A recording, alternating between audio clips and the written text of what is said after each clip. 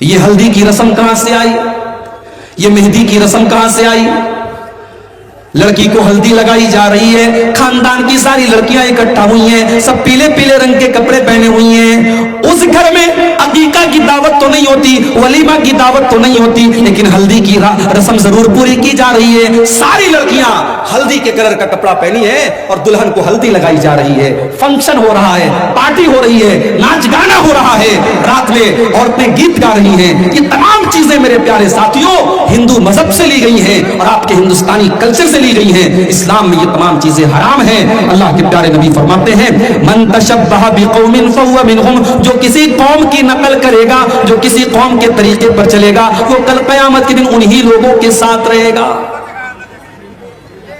شادی ہو رہی ہے، ناچ ہو رہا ہے، گانا ہو رہا ہے، مسلمان کے گھر کی شادی ہے، اور آگے بڑھ کر کے بتاؤں اہل حدیث کے گھر کی، سینے پر ہاتھ باندھنے والا اور رفع الیدین کرنے والا اور آمین زور سے بولنے والا اور نبی کی ایک ایک سنت پر عمل کرنے کا دعویٰ کرنے والا، اس کے گھر میں بھی ناچ گانا ہو رہا ہے شادی کے موقع پر۔ میرے پیارے ساتھیوں، اگر آپ کا دعویٰ ہے کہ آپ اہل حدیث ہیں، اور میں بیان کرتا ہوں بنارس میں اور دوسرے علاقوں میں کہ میں جب سیمانچل کے علاقے میں جاتا ہوں، میں ایک ایسی قوم کے درمیان بھی جاتا ہوں جس کو شیر سابادی قوم کہتے ہیں، جو 99% اہل حدیث ہے، جو 99% قرآن و سنت پر چلنے والی ہے، مگر جب آپ کے سماج میں یہ سنتا ہوں کہ جہیز کا لین دین بھی ہو رہا ہے، شادی بیاہ پر ناچ گانا بھی ہو رہا ہے، تب مجھے سوچنے پر مجبور ہونا پڑتا ہے کہ کیا ہم صرف انہی چیزوں کے لیے اہل حدیث ہیں؟ کیا ہماری شادی بیاہ اور ہمارے نکاح کا طریقہ کیا یہ قرآن و حدیث کے مطابق نہیں ہونا چاہیے؟ میرے بھائی، لڑکا کٹیہار کا رہنے والا، لڑکی کہیں اور کی رہنے والی، خاندان الگ ہے، دونوں نے کبھی ایک دوسرے کو دیکھا بھی نہیں تھا۔ لڑکے والوں نے جا کر کے لڑکی کو دیکھا، لڑکی پسند آئی، رشتہ طے ہو گیا، نکاح ہو گیا، لڑکی دلہن بن کر کے گھر میں آئی۔ ساری زندگی دونوں نے ایک دوسرے کو کبھی دیکھا نہیں تھا، لیکن شادی ہو جاتی ہے اور 2-4 روز کے بعد اتنی محبت پیدا ہو جاتی، اتنا پیار پیدا ہو جاتا ہے، لڑکا نوکری کے سلسلے میں اپنے شہر کے باہر جانے لگتا ہے، کٹیہار سے باہر جانے لگتا ہے، دلی، ممبئی، کلکتہ جانے لگتا ہے۔ اس کی 4 دن کی آئی ہوئی بیوی کی آنکھوں میں آنسو آ جاتے ہیں، وہ رونے لگتی ہے، وہ ہاتھ پکڑ کر کے شوہر کو منع کرتی ہے، مجھے چھوڑ کے نہ جاؤ، مجھے اپنے ساتھ لے کر کے جاؤ۔ او لوگو، یہ محبت اس عورت کے دل میں کس نے ڈالی؟ اس شوہر کے دل میں اس بیوی کی محبت کس نے ڈالی؟ قرآن کہتا ہے یہ محبت سوشل میڈیا کے ذریعے پیدا نہیں ہوئی، یہ محبت فیس بک کے ذریعے پیدا نہیں ہوئی، یہ محبت انسٹاگرام کے ذریعے پیدا نہیں ہوئی۔ وَمِنْ آيَاتِهِ أَنْ خَلَقَ لَكُمْ مِنْ أَنْفُسِكُمْ أَزْوَاجًا، ہم نے تمہاری بیویوں کو بنایا تاکہ تم ان سے سکون حاصل کرو۔ وَجَعَلَ بَيْنَكُمْ مَوَدَّةً وَرَحْمَةً، اور ہم نے میاں بیوی کے دل میں ایک دوسرے کی محبت پیدا کر دی۔ اور ایک بات بتاؤں، میاں بیوی کے رشتے کو اللہ نے کیا کہا ہے قرآن میں؟ ہن لباس لکم وانتم لباس لہن، مرد اپنی عورت کے لیے لباس ہے اور عورت اپنے مرد کے لیے لباس ہے۔ لباس کا مطلب سمجھتے ہیں؟ میں بلیزر پہن کے بیٹھا ہوں آپ کے سامنے، کیوں صاحب؟ میں ٹی شرٹ پہن کے کیوں نہیں آیا؟ کیونکہ مجھے پتا ہے کہ مجھے بلیزر اچھی لگتی ہے۔ ہمارے بہت سارے نوجوان ٹی شرٹ پہنتے ہیں، ان کو یہ لگتا ہے کہ صاحب ہمارے اوپر ٹی شرٹ اچھی لگتی ہے۔ عورتوں کو دیکھیے کتنا پیسہ خرچ کرتی ہیں اپنے کپڑے کے اوپر۔ کپڑا اور لباس انسان کو زینت دیتا ہے، انسان کو سجاتا ہے، انسان کو خوبصورت بناتا ہے۔ اللہ فرما رہا ہے کہ ہن لباس لکم وانتم لباس لہن، پتی اپنی پتنی کے لیے لباس ہے، پتنی اپنے پتی کے لیے لباس ہے، یعنی دونوں ایک دوسرے کے لیے زینت ہیں، ایک دوسرے کی خوبصورتی ہیں۔ اگر مرد کی زندگی سے عورت کو نکال دیا جائے، اگر عورت کی زندگی سے اس کے شوہر کو نکال دیا جائے، ان کی رنگین زندگی بلیک اینڈ وائٹ ہو جائے گی، ان کی زندگی سے خوبصورتی ختم ہو جائے گی۔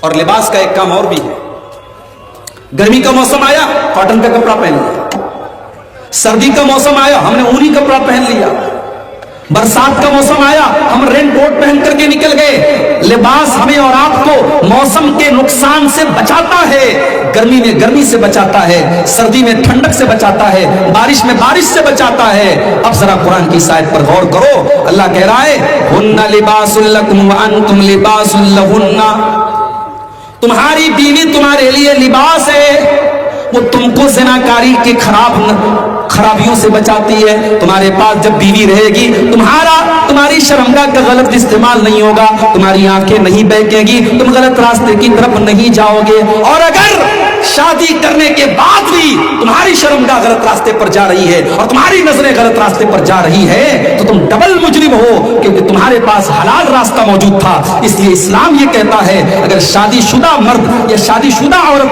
अगर ज़िना करती है और किसी गैर के साथ ताल्लुक कायम करती है, तो शादीशुदा मर्द और शादीशुदा औरत को सजाए मौत दे दी जाएगी, उसको पत्थरों से मार मार के खत्म कर दिया जाएगा, क्योंकि वो मुजरिम नहीं है, वो डबल मुजरिम है। उसके पास तो अपनी ख्वाहिश को पूरा करने के लिए हलाल रास्ता मौजूद। हुन्ना लिबासुल लकुम, औरतें अपने शौहर के लिए लिबास हैं और शौहर अपने मर्द अपनी बीवी के लिए लिबास है। अच्छा, लिबास का एक काम और भी है। यहां जितने लोग बैठे हैं सबके बदन पे कपड़ा है, कोई लुंगी पहने हुए है, कोई पाजामा पहने हुए है, कोई पैंट पहने हुए है, लेकिन सबके बदन पे कपड़ा है।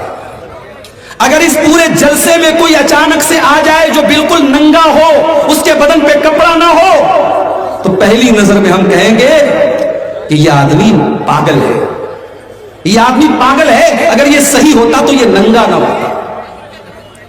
एक अक्लमंद इंसान जिसका दिमाग सही तरीके से काम कर रहा हो, ऐसा नहीं हो सकता कि वो नंगा घूमेगा, क्योंकि लिबास हमारी सतरपोशी करता है, हमारी शर्मगाह को ढांपता है, हमारी इज्जत पर पर्दा डालता है। अब जरा कुरान की इस आयत पर गौर करो, हुन्ना लिबासुल लकुम व अंतुम लिबासुल लहुन्ना, तुम्हारी बीवी तुम्हारे लिए लिबास है, तुम अपनी बीवी के लिए लिबास हो। वो तुम्हारी इज्जत पर पर्दा डालती है, तुम उसकी इज्जत पर पर्दा डालते हो। वो तुम्हें छुपाती है, तुम उसे छुपाते हो, तो दोनों एक दूसरे के लिए पर्दा हो, पर्दा।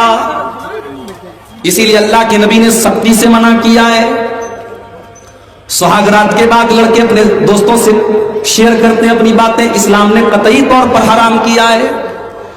बेडरूम के अंदर मियां बीवी के दरमियान जो बातें हो रही हैं, जो मोहब्बत हो रही है, वो मियां बीवी के दरमियान का एक राज है, एक सीक्रेट है। उस सीक्रेट को आपको किसी के सामने जाहिर नहीं करना है। खबरदार, खबरदार, कोई औरत अपनी सहेलियों को न बताए, कोई मर्द अपने दोस्तों को न बताए। अल्लाह के नबी ने मना किया है। क्यों मना किया है? फरमाया, हुन्ना लिबासुल लकुम व अंतुम लिबासुल लहुन्ना, तुम दोनों एक दूसरे का लिबास हो। और लिबास का काम तो पर्दा डालना होता है, लिबास का काम बेपर्दा करना नहीं होता। अल्लाह, ये मोहब्बत है जो निकाह के जरिए पैदा होती है मेरे भाई। इसीलिए इस्लाम ने निकाह करने का हुक्म दिया और निकाह को आसान बनाने का भी हुक्म दिया। अल्लाह के नबी फरमाते हैं, खैरुन निकाही ऐसरुहु, सबसे ज्यादा बरकत वाला निकाह वो है जिसके अंदर सबसे कम खर्च किया जाए, सबसे आसानी के साथ निकाह हो जाए। इसीलिए अल्लाह के नबी ने निकाह को आसान करते हुए फरमाया, इज़ा खतबा, जब तुम्हारे लड़का या लड़की के लिए, इज़ा खतबा इलैकुम मिम्मन तरज़ौना दीनहु व खुल्क़हु, जब तुम्हारे लड़का या लड़की के लिए कोई अच्छा रिश्ता आ जाए, दीनदार घर का रिश्ता आ जाए, अच्छे अखलाक वाले घर का रिश्ता आ जाए, फज़व्विजुहु, तो तुम अपनी लड़की की शादी कर दो, तुम अपने लड़के की शादी कर दो। अगर तुम ऐसा नहीं करोगे, इल्ला तफालू, अगर तुम ऐसा नहीं करोगे, तकुन फितनतुन फिल अर्ज़ि व फसादुन अरीज़, तो जमीन के अंदर बहुत ज्यादा फसाद फैल जाएगा, फितना फैल जाएगा। आज फितना फैल रहा है, फितना फैल रहा है। आज हमने निकाह को मुश्किल बनाया, बारात का सिस्टम हमने दाखिल किया, जहेज का सिस्टम हमने दाखिल किया। लाखों रुपए का वलीमा होगा तब निकाह होगा, बारात 200 लोगों की बारात जाएगी तब निकाह होगा, 2 व्हीलर और 4 व्हीलर मिलेगी तब निकाह होगा। हमने जब निकाह को इन रस्मों के जरिए बोझल बनाया, नतीजा ये निकला, आज निकाह मुश्किल हो रहा है और जिना आसान हो रहा है। इतना आसान हो गया जिना, मोबाइल की एक चैटिंग के जरिए आज जिना हो जाता है। व्हाट्सएप के जरिए, एक चैटिंग के जरिए आज होटल के किसी कमरे में जाकर के जिना किया जा रहा है। आज जिना इस कदर आम हो रहा है, हमने निकाह को मुश्किल बना करके मेरे प्यारे साथियों, हमने जिना को आसान बना दिया। याद रखो मेरे भाइयों, तबलीगी जलसा है, इस्लाही जलसा है, मैं वही बातें करूंगा जिसका ताल्लुक समाज की इस्लाह से है। अगर मेरी बातें आपको बुरी लगे तो मुझे माफ करना, मगर जो समाज की हकीकत है वो मैं आपको दिखाऊंगा। آج ہم نے اور آپ نے زنا کو آسان کر دیا اور نکاح کو مشکل کر دیا. کتنے گھروں میں لڑکیاں آج 30-30 سال کی ہو گئی. باپ کے پاس بیٹیوں کے جہیز کا انتظام نہیں ہے, بیٹیوں کی شادی کرنے کے لائق وہ نہیں ہے, وہ بیچارہ غریب ہے, مزدور ہے, وہ کیسے کیسے اپنی روزی روٹی چلاتا ہے, وہ کہاں سے لاکھوں روپے کا انتظام کرے گا. 30-30 سال کی 35-35 سال کی بن بیاہی لڑکیاں آج بیٹھی ہوئی ہیں. میرے پیارے ساتھیوں, جو لڑکی 18 سال کی عمر میں جوان ہو چکی ہے, جس کے اندر مرد کے ساتھ شادی کرنے کی خواہش 18 سال کی عمر سے پیدا ہو چکی ہے, جس کے اندر نیچرل طور پر اللہ تعالیٰ نے وہ جذبہ 18 سال کی عمر میں رکھا ہے, اس لڑکی کو آپ نے 30 سال کی عمر تک 35 سال کی عمر تک آپ نے اس کو بٹھا کے رکھا ہے. اگر اس لڑکی کے قدم بہک گئے, وہ غلط راستے پر چلی گئی, اللہ نہ کرے اس نے کوئی غلط کام کر دیا, تو سوچو میرے بھائی اس کا کون کون ذمہ دار ہوگا. لڑکے آج 18 سال کی عمر میں جوان ہو چکے ہیں, شادی ہو رہی ہے 30 سال کی عمر میں, 32 سال کی عمر میں. ہمارا بیٹا بھی اپنے پیر پہ نہیں کھڑا ہوا ہے, جب سرکاری نوکری ملے گی تب شادی کریں گے, جب اچھا خاصا پیسہ کمانے لگے گا تب شادی کریں گے. لڑکا 18 سال کی عمر میں جوان ہوا, آپ شادی کر رہے ہیں 30 سال کی عمر میں, کیا 12 سال تک وہ کیا نماز پڑھ کر کے اور تہجد پڑھ کر کے اور قرآن پڑھ کر کے اپنے آپ کو گناہوں سے بچا لے گا؟ نہیں نہیں میرے پیارے ساتھیوں, یہ بڑا مشکل راستہ ہے, یہ بڑی مشکل ڈگر ہے. آپ اپنے بچے اور بچیوں کو خطرے میں ڈال رہے ہیں, انہیں غلط راستے پر لے کے جا رہے ہیں. اللہ کے نبی فرماتے ہیں, یا معاشر الشباب من استطاع منکم الباء فلیتزوج فإنه أغض للبصر وأحسن للفرج. اللہ کے نبی فرماتے ہیں, اے نوجوانوں, جب تم شادی کے قابل ہو جاؤ, جب تم جوان ہو جاؤ اور بیوی کا خرچہ اٹھانے کے قابل ہو جاؤ, فلیتزوج, تو تم نکاح کر لو. علماء کہتے ہیں یہاں نبی نے حکم دیا ہے فلیتزوج. ہمارے علماء بیٹے ان سے پوچھ لو, فلیتزوج یہ امر کا صیغہ ہے, اور شریعت کا قاعدہ ہے کہ امر کا صیغہ وجوب پر دلالت کرتا ہے. جہاں قرآن اور حدیث میں حکم دیا جائے اور دوسرا کوئی قرینہ موجود نہ ہو تو وہاں امر وجوب پر دلالت کرتا ہے. اس لیے جس نوجوان کو زنا کا خطرہ ہو اس کے لیے شادی کرنا فرض ہے, فرض, اس کے لیے شادی کرنا فرض اور واجب ہے. اگر زنا کا خطرہ ہے تو اس مرد کے لیے اور اس عورت کے لیے نکاح کرنا فرض ہے. میرے پیارے ساتھیوں, نکاح سنت نہیں ہے, نکاح مستحب نہیں ہے, نکاح کرنا فرض ہے اس انسان کے لیے. اور کیوں کرنا ہے اس کو نکاح؟ نبی اکرم نے وجہ بھی بتا دی, فَإِنَّهُ أَغَضُّ لِلْبَصَرِ, جب وہ شادی کر لے گا تو اس کی نگاہیں جھک جائیں گی, اس کے پاس حلال طریقے سے اپنی شہوت کو پورا کرنے کے لیے اس کی بیوی موجود ہوگی, اس کی نگاہوں پر اس کو کنٹرول ہو جائے گا. وَأَحْسَنُ لِلْفَرْجِ, اور اس کی شرمگاہ بھی محفوظ ہو جائے گی, وہ شرمگاہ کا بھی غلط استعمال نہیں کرے گا. یہ ہے نکاح کی برکت. نکاح کے ذریعے آپ کی شرمگاہ اور آپ کی نظریں یہ دونوں محفوظ ہو جائیں گے. اچھا, نظر کا شرمگاہ سے بڑا گہرا تعلق ہے. اگر انسان کو اپنی نظروں پر کنٹرول نہیں ہے تو شرمگاہ پر بھی کنٹرول ہونا مشکل ہے. جو دن رات موبائل پر ننگی تصویریں دیکھے گا اس سے کوئی بعید بات نہیں ہے کہ وہ زنا بھی کر لے گا. جس کی دل اور دماغ میں گندگی بھر جائے اس کا کوئی بھروسہ نہیں, وہ کسی 5-6 سال کی بچی کے ساتھ بھی غلط کام کر سکتا ہے, وہ کسی جانور کے ساتھ بھی غلط کام کر سکتا ہے. اسی لیے اللہ کے نبی فرماتے ہیں, العینان زناہما النظر, آنکھوں کا زنا غلط چیزوں کو دیکھنا ہے. والاذنان زناہما الاستماع, کانوں کا زنا غلط چیزوں کو سننا ہے. واللسان زناہ الکلام, اور زبان کا زنا غلط چیزوں کو زبان سے نکالنا ہے. والید زناہ البطش, اور ہاتھوں کا زنا غلط چیزوں کو ٹچ کرنا ہے. آپ بس میں جا رہے ہیں, آپ ٹرین میں جا رہے ہیں, کوئی عورت آپ کے بغل سے گزر رہی ہے, آپ کے بغل میں بیٹھی ہے, وہ غیر عورت آپ کا ہاتھ اگر اس کو ٹچ بھی کر رہا ہے, یہ ٹچ کرنا بھی ہاتھ کا زنا ہے. اللہ کے نبی فرماتے ہیں غلط چیز کو, ناجائز چیز کو چھونا بھی ہاتھ کا زنا ہے. اسی لیے اللہ کے نبی نے فرمایا کہ کسی کے سر پہ لوہے کے ہتھوڑے سے مار کر کے اس کے سر میں لوہے کی کیل ٹھوک دی جائے، یہ اتنا بڑا اتنی تکلیف کی چیز نہیں ہے. اس سے زیادہ تکلیف کی چیز یہ ہے کہ ایک مرد کسی غیر عورت کو ٹچ کرے، اس کو ہاتھ لگائے، یہ اس سے بڑا گناہ ہے. اس کے سر پہ اگر لوہے کی کیل ٹھوک دی جائے اس میں کم تکلیف ہے جتنی تکلیف اس کو قیامت کے دن اس پر ہوگی کہ اس نے کسی غیر عورت کو ٹچ کیا تھا. آگے اللہ کے نبی فرماتے ہیں وَالرِّجْلُ زِنَاهَا الْخُطَىٰ، پیروں کا زنا غلط چیزوں کی طرف چل کے جانا ہے. آنکھوں سے زنا ہو رہا ہے، زبان سے زنا ہو رہا ہے، کانوں کے ذریعے تم گندے گندے گانے اور بالی ووڈ کے سانگ سن کر کے کانوں سے زنا کر رہے ہو، تم زبان سے گالی بک کر کے زبان سے زنا کر رہے ہو، تم ہاتھوں سے غلط چیزوں کو ٹچ کر کے اپنے ہاتھوں سے زنا کر رہے ہو، تم پیروں سے غلط راستے پر جا کر کے پیروں سے زنا کر رہے ہو. اور اللہ کے نبی فرماتے ہیں جب ان تمام چیزوں پر انسان کو کنٹرول نہیں ہوتا ہے، والقلب یہوا ویتمنا، اس کے بعد انسان کے دل میں غلط کام کرنے کی تمنائیں پیدا ہونے لگتی ہیں، اس کے دل میں اچھائیں پیدا ہونے لگتی ہیں. والفرج یصدق ذلک ویکذبہ، اور اس کے بعد یا تو اس کی شرمگاہ وہ کام کر ڈالتی ہے یا اس کام سے بچ جاتی ہے، یا تو انسان زنا کر ڈالتا ہے یا بچا لیتا ہے، لیکن شروعات انہی چیزوں کے ذریعے ہوتی ہے. آج یہ زنا عام ہو رہا ہے، اور کیوں عام ہو رہا ہے؟ کیونکہ ہم نے نکاح کو مشکل بنا دیا میرے بھائی. رشتے ناطے کرنے سے لے کر کے شادی تک کتنی لمبی لسٹ ہے جو ہم ناجائز اور حرام کام کرتے ہیں. شادی بیاہ میں ناچ گانا ہو رہا ہے، اچھے اچھے دیندار گھروں میں ناچ گانا.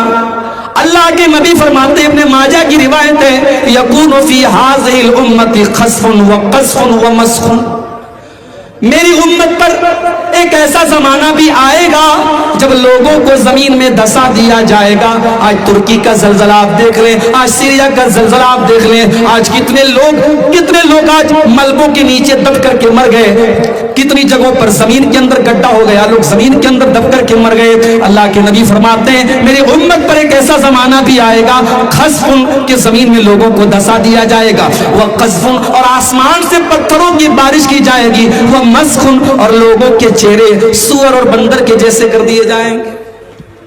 بعض علماء کہتے ہیں کہ سور اور بندر کی طرح چہرہ ہونے کا مطلب یہ بھی ہو سکتا ہے کہ انسان کی شکل تو رہے گی، چہرہ تو انسان کے جیسا رہے گا، مگر نیچر سور کے جیسا ہو جائے گا، سور کے جیسا بے حیا ہو جائے گا، بندر کے جیسا بے غیرت ہو جائے گا. نہ بھائی کو بہن کی غیرت ہوگی، نہ شوہر کو بیوی کی غیرت ہوگی، نہ باپ کو بیٹی کی غیرت ہوگی. آج آپ دیکھ لیں سماج میں، آج بندر اور سور کی طرف بے غیرت ہوتا چلا جا رہا ہے سماج. صحابہ نے پوچھا اللہ کے نبی وہ زمانہ کب آئے گا؟ آپ نے فرمایا اذا ظہرت القینات والمعازف، جب ناچنے گانے والیاں تمہارے گھروں کے اندر آ جائیں گی. ارے گھر چھوڑ دو، اب تو مسجدوں کے اندر آ گئی ناچنے گانے والیاں. تاریخ میں کبھی کسی نے سوچا نہیں تھا کہ اللہ کے گھروں میں گانا بجے گا. امام صاحب نماز پڑھا رہے ہیں، پیچھے کسی کے موبائل کو بیچارہ سائلنٹ کرنا بھول گیا اور اس کے موبائل پر گانا بجنے لگا. اس عقل کے اندھے کو یہ بھی اس نے نہیں سوچا کہ ہو سکتا ہے میں مسجد میں جاؤں اور موبائل کو سائلنٹ کرنا بھول جاؤں، کم سے کم اپنی رنگ ٹون کو وہ کوئی نارمل ساؤنڈ لگا لیتا، کوئی گھنٹی لگا لیتا. اس بیچارے کو شاہ رخ خان سے اتنا پیار ہے، اس نے پٹھان فلم کا کوئی گانا لگا دیا. اب پوری نماز جو ہے، نماز چل رہی ہے، امام صاحب بیچارے سجدے میں سبحان ربی الاعلیٰ کہہ رہے ہیں اور پیچھے اس کے موبائل پہ گانا بجا رہا ہے. یہ حالات ہیں میرے بھائی. ابھی میں کلکتہ گیا تھا، مٹیا برج کے علاقے میں، بہت بڑا مسلمانوں کا علاقہ ہے مٹیا برج کا علاقہ. جمعہ کا دن تھا، صبح کے 11 بج رہے تھے جب میں پہنچا. مٹیا برج میں ایک تھیٹر ہے، سینما ہے. دیکھا کہ بیچارے شاہ رخ خان صاحب کی جو نئی فلم آئی ہے پٹھان، جس کو دیکھنا بڑے ثواب کا کام ہے اور جس کو دیکھنے کے لیے لوگ بڑی آپس میں جو ہے دوڑ دھوپ اور مقابلہ کر رہے ہیں. میں نے دیکھا کہ نوجوانوں کی بڑی بھیڑ لگی ہے، ہاؤس فل چل رہی ہے. ہمارا نوجوان آج سمجھ رہا ہے کہ اسلام کی ترقی اسی میں ہے کہ میں یہ فلم دیکھ لوں تاکہ جو لوگ بائیکاٹ کر رہے ہیں میں اس کا منہ بند کر دوں، میں یہ فلم دیکھ کر کے شاہ رخ خان کا بھلا کر دوں. یہ حالات ہے ہمارے. اچھے عالموں کا موبائل آپ دیکھیے، وہ بیچارہ فیس بک پر اچھی باتیں دیکھ رہا ہے. اب فیس بک تو ہوشیار ہے نا، اب فیس بک پر آپ جب اس کی ریلز دیکھتے ہیں، آپ نے کوئی ویڈیو ایک بار دیکھ لیا، اگر آپ نے وہ ویڈیو ایک بار دیکھ لیا، فیس بک سمجھ گیا کہ یہ ویڈیو آپ کو اچھا لگا تبھی تو آپ نے پورا دیکھا. اب اس سے ریلیٹڈ ویڈیو بار بار آئے گا. آپ نے کوئی گانا دیکھ لیا، بار بار گانا آئے گا. کوئی ایسی چیز، کوئی سیریل وغیرہ دیکھ لیا، بار بار سیریل آئے گا. آج آپ علماء اور बड़े बड़े दाढ़ी वालों और नमाजियों के मोबाइल पर आज गाने बज रहे हैं। अल्लाह के नबी फरमा रहे हैं कि लोगों के घरों में नाचने गाने वालियां आ जाएगी। वशुरिबतिल खुमूर, और अल्लाह के नबी फरमाते हैं कि शराबें बहुत ज्यादा पी जाएंगी। शराब भी आज पी जा रही है। कितने नौजवान आज शौकिया शराब पी रहे हैं। आज भारत के आपके इस स्टेट के अंदर, बिहार के अंदर गवर्नमेंट ने शराब के ऊपर पाबंदी लगाई है, उसके बावजूद चोरी चुपके कितनी शराब पी जा रही है। आज अफसोस की बात तो यह है कि शराब बंदी की ये मुहिम तो हमें और आपको चलाना चाहिए था। हमने तो 1400 साल पहले शराब बंदी का ऐलान किया था। हमारे मजहब ने तो 1400 साल पहले शराब बंदी का ऐलान किया था। नीतीश कुमार ने तो बहुत बाद में किया है, आपके मुख्यमंत्री जी ने तो बहुत बाद में किया है। इस्लाम तो 1400 साल पहले ही ऐलान कर चुका है, इन्नमल खम्रु वल मैसिर वल अंसाब वल अज़लाम रिजसुम मिन अमल शैतान। शराब बहुत गंदी चीज है, शैतान का काम है। मगर आज कितने मुसलमान शराब पी रहे हैं। मेरे प्यारे साथियों, अल्लाह के नबी ने फरमाया कि जब ऐसा दौर आएगा तब लोगों को जमीन में धसाया जाएगा, आसमान से पत्थरों की बारिश होगी। तो आज हमने ज़िना को आसान कर दिया, निकाह को मुश्किल बना दिया। हल्दी की रस्म हो रही है, नाच गाना हो रहा है, और पता नहीं, मुझे नहीं मालूम कि आपके यहां ये चीजें एक नई शहरों में तो मैं देखता हूं कि बाकायदा पूरी शादी की वीडियो रिकॉर्डिंग हो रही है। होती है आपके यहां भी होती है? पैसे वाले लोगों क्या होती है? वीडियो रिकॉर्डिंग हो रही है। एक गैर मर्द आता है, घर की औरतों के बीच में घुस करके एक एक चीज को रिकॉर्ड कर रहा है, और बाद में उसकी पूरी कैसेट बनती है, पूरी सीडी बनती है, और बाद में लोग मजे ले लेके देखते हैं, कहते कितनी यादगार चीज है, मेरी शादी के मौके की देखो वीडियो बन रही है। कहां गई तुम्हारी गैरत? कहां गई तुम्हारी शर्म और हया? वो इस्लाम जो ये हुक्म देता है कि देवर भी अपनी भाभी के सामने तन्हाई में न जाए, वो इस्लाम जो ये हुक्म देता है कि जीजा भी अपनी साली से अकेले में न मिले, तन्हाई में न मिले, वो उसके लिए गैर महरम है। क्या वो इस्लाम इस बात की परमिशन दे सकता है कि वीडियो रिकॉर्डिंग करने वाला आपके घर की औरतों को, जब वो शादी के सजावट में सजी हैं, मेकअप करके आई हैं, लदी फदी हैं, वो सबकी रिकॉर्डिंग कर रहा है, वो दुल्हन के कमरे में पहुंचा हुआ है, वो सबके फोटो खींच रहा है, सबकी वीडियो रिकॉर्डिंग कर रहा है। कहां गई तुम्हारी गैरत मेरे प्यारे भाई? अल्लाह के नबी फरमाते सलासतुन ला यंजुरुल्लाहु अज़्ज़ा व जल्ला इलैहिम यौमल क़ियामा। तीन लोग ऐसे हैं कि कयामत के दिन अल्लाह ताला उनकी तरफ देखेगा भी नहीं, उनसे बातचीत भी नहीं करेगा, उनको गुनाहों से पाको साफ भी नहीं करेगा। कौन तीन लोग? नंबर एक, अल-आक़ु लिवालिदैहि, अपने माँ बाप से रिश्ता तोड़ने वाला। ओ मेरे नौजवान साथियों, आपने शादी कर ली, आप अपनी बीवी से बहुत ज्यादा प्यार करते हैं, बहुत अच्छी बात है, मगर बीवी से प्यार करने का यह मतलब नहीं है कि आप अपने माँ बाप से रिश्ता तोड़ दें। हो सकता है सास बहू का मामला घर में आ जाए, हो सकता है कि आपकी माँ आपकी बीवी को कुछ कड़वी कसैली बातें भी सुना दे, आप सब्र से काम ले लें, आप सब्र के घूंट पी लें, लेकिन आप अपने माँ बाप से रिश्ता न तोड़ें, अपने माँ बाप से रिश्ता न तोड़ें। अपनी बीवी के लिए अपने माँ बाप से रिश्ता तोड़ने वाले कान खोल करके सुन ले, अल-आक़ु लिवालिदैहि, अपने माँ बाप को सताने वाला कल कयामत के दिन अल्लाह ताला की नजरे रहमत से भी दूर होगा। नंबर दो, वल मरअतुल मुतरज्जिला, और मर्दों की नकल करने वाली, मर्दों के जैसे छोटे छोटे बाल रखने वाली, और मर्दों के जैसा टाइट कपड़ा पहनने वाली, मर्दों के जैसा लिबास पहनने वाली औरत भी अल्लाह ताला की रहमत से दूर होगी। और तीसरा आदमी वद्दयूस, वो बेगैरत आदमी, अल्लज़ी युक़िर्रु फ़ी आलिहिल खुबूसा, जिसके घर में बेहयाई का काम हो रहा है, बेगैरती का काम हो रहा है, और वो बर्दाश्त कर रहा है। बेहया और बेगैरत हो चुके हैं हम।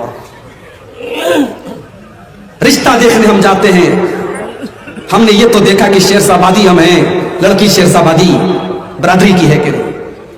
हमने ये तो देखा कि हम अहले हदीस हैं, लड़की अहले हदीस घर की है कि नहीं है। मगर हमने ये नहीं देखा लड़की नमाजी है कि नहीं, लड़की का कैरेक्टर कैसा है। लड़के की मां गई, लड़की गोरी चट्टी खूबसूरत, पूरे खानदान में सबसे ज्यादा स्मार्ट और ब्यूटीफुल थी। लड़के की मां निहाल हो गई, उसने आकर के कहा कि मेरी बहू बहुत अच्छी है, मैं रिश्ता फाइनल करूंगा। दीनदारी को नहीं देखा उसने खानदान को तो देखा, उसने लड़की के बाप का पैसा तो देखा, उसने लड़की की खूबसूरती तो देखी, मगर उसने दीनदारी को नहीं देखा। जब आपने रिश्ता करने के टाइम दीनदारी को नहीं देखा, اور وہ خوبصورت لڑکی جب آپ کے گھر میں بہو بن کر کے آئی اور آگے چل کر کے جب آپ کو وہ ستانے لگی، آپ کے گھر کا ماحول خراب کرنے لگی، بے پردہ گھومنے لگی، تو آپ کو شکایت کرنے کا کوئی حق حاصل نہیں ہے، کیونکہ آپ نے تو بنیاد ہی غلط رکھی تھی۔ آپ نے تو رشتہ دیکھنے کے ٹائم دینداری کو دیکھا ہی نہیں تھا۔ اللہ کے نبی فرماتے ہیں تنکح المرأۃ لاربعین، جب کسی عورت کی شادی ہوتی ہے تو 4 چیزیں عورت کے اندر دیکھی جاتی ہیں۔ لمالہا، مال دیکھا جاتا ہے۔ میں ایسے بھی لوگوں کو جانتا ہوں، لڑکا کہہ رہا ہے کہ میں جہیز نہیں لوں گا، لڑکی والے پریشر ڈالتے ہیں تم کو لینا پڑے گا۔ میں نے ایسی بھی مثالیں دیکھی ہیں سماج میں، لڑکا خوددار ہے، لڑکا عزت والا ہے، لڑکے نے طے کیا ہے۔ ابھی کل میرے پاس ایک فون آیا، دلی کے قریب ایک جگہ پڑتی ہاپڑ کا ایک نوجوان لڑکا، اچھی نوکری ہے اس کے پاس، خوبصورت ہے، نوجوان ہے۔ اس نے کہا شیخ صاحب میرے گھر والے نہیں مان رہے، میں تو کہہ رہا ہوں کہ میں بغیر جہیز کے شادی کروں گا، بغیر بارات کے کروں گا، لیکن میری ماں کہہ رہی ہے، میرا باپ کہہ رہا ہے جب ہم نے جہیز دیا ہے تو ہم لیں گے کیوں نہیں؟ جب ہم نے اپنی بیٹی کو جہیز دیا ہے تو ہم لیں گے کیوں نہیں؟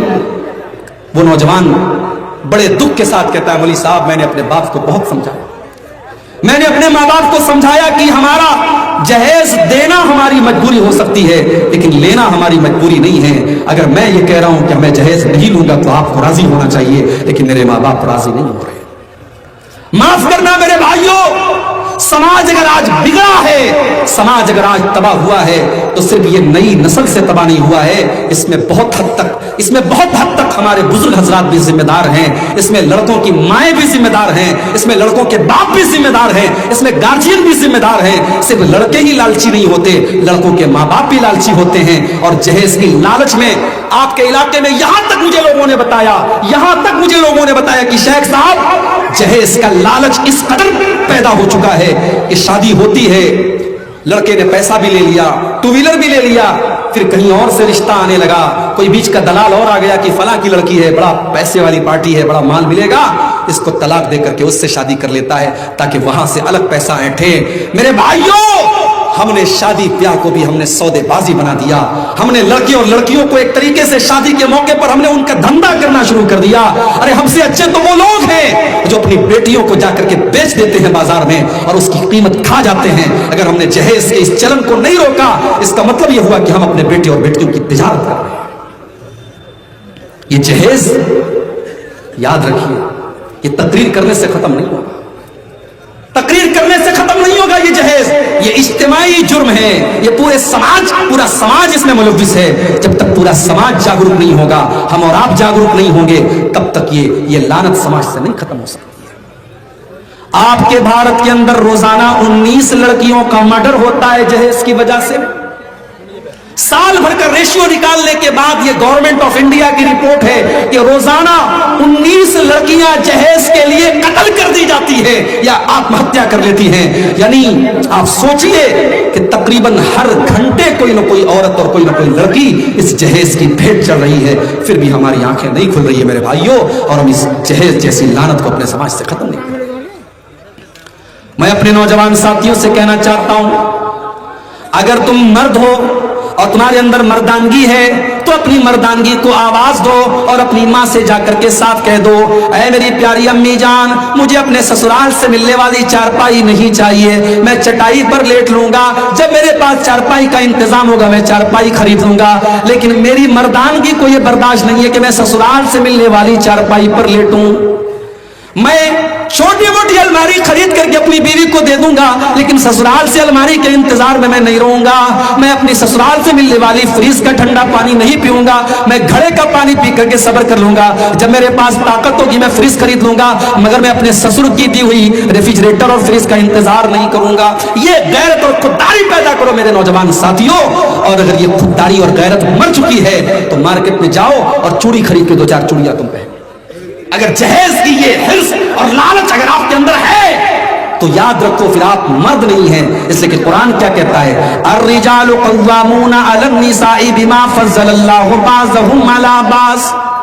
مرد عورت کے اوپر حاکم ہے، مرد کو اللہ تعالیٰ نے عورت کے اوپر حاکم بنایا، قوام بنایا، اس کا گارجین بنایا۔ کیوں بنایا؟ क्योंकि मर्द खर्च करता है, मर्द बीवी का खर्च उठाता है। जिस मर्द को ये इंतजार हो कि मेरी बीवी 5 लाख रुपया लाएगी तब मैं शादी करूंगा, तो वो मर्द कहां है? उसको तो चूड़ी पहन लेना चाहिए, क्योंकि कुरान कह रहा है कि मर्द तो वो है जो अपनी बीवी का खर्चा उठाए, जो अपनी बीवी को खिलाए और पिलाए। और इसीलिए अल्लाह ने मर्द को औरत के ऊपर हाकिम बनाया है। अल्लाह ने मर्द को औरत से ज्यादा ताकतवर बनाया है। वबिमा अनफक़ू मिन अमवालिहिम, और अल्लाह ने मर्द को हुक्म दिया है कि तू अपनी बीवी के ऊपर खर्च कर, अपनी बीवी के कपड़े का, उसके खाने का, उसके रहने का तू इंतजाम कर। हमारे यहाँ शादी होती है, लोग सवाल करते हैं लड़के से, क्या क्या तुझे मिला जहेज में? यही पूछते हैं ना, क्या क्या तुझे मिला, कितना कैश मिला, 2 व्हीलर मिली कि 4 व्हीलर मिली, फ्रिज कितने लीटर वाली मिली, अलमारी कैसी मिली, मसेरी कैसे मिली? हम लड़कों से सवाल करते हैं। आइए जरा नबी के दौर में चलते हैं। अल्लाह के नबी के एक साहबी अब्दुर्रहमान इब्न औफ रजी अल्लाह ताला अन्हु मदीना पहुंचते हैं हिजरत करके, बिल्कुल कंगाल है, खाली हाथ है, एक पैसा भी उनकी जेब में नहीं है। अल्लाह के नबी अपने सहाबा का भाईचारा करते हैं, मक्का के मुहाजिरों का मदीना के अंसारियों के साथ आप भाईचारा करते हैं।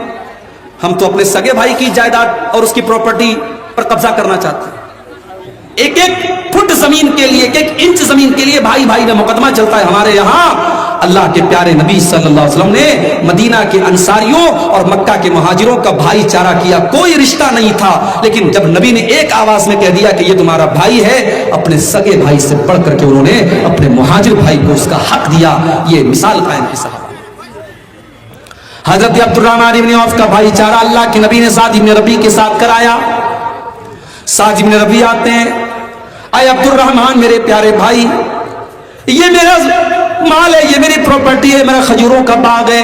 आए अब्दुर्रहमान आ जाओ, अक़सिमु लका निस्फ़ैन, मैं अपने माल के 2 हिस्से कर देता हूँ, आधा तुम्हें दे देता हूँ, आधा मैं ले लेता हूँ। आए अब्दुर्रहमान, तुम इस शहर में नए आए हो, तुम्हारी शादी होना भी मुश्किल है, तुम्हें रिश्ता मिलना भी मुश्किल है, तुम्हारे पास रुपया पैसा का इंतजाम नहीं है। आए अब्दुर्रहमान, मेरी 4 बीवियां हैं, तुम किसी बीवी को देख लो, अगर वो तुम्हें पसंद आ जाए मैं तलाक दे देता हूँ, इद्दत गुजारने के बाद मेरी बीवी तुमसे निकाह कर लेगी, तुम्हारा घर भी बस जाएगा, मैं घर भी दे देता हूँ, जमीन जायदाद भी दे देता हूँ, प्रॉपर्टी भी दे देता हूँ, और मैं तुम्हारी शादी का इंतजाम भी कर देता हूँ। मेरे भाइयों, इस्लाम एक मुकम्मल दीन है। इस्लाम सिर्फ नमाज पढ़ने का नाम नहीं है, इस्लाम सिर्फ इबादत करने का नाम नहीं है। इस्लाम एक मुकम्मल लाइफ स्टाइल है, एक ज़ाबिते हयात है, एक जीवन शैली है, एक जिंदगी गुजारने का तरीका है इस्लाम। बच्चा पैदा होता है, मां के पेट से निकलता है, आंखें खोलता है, उस वक्त से लेकर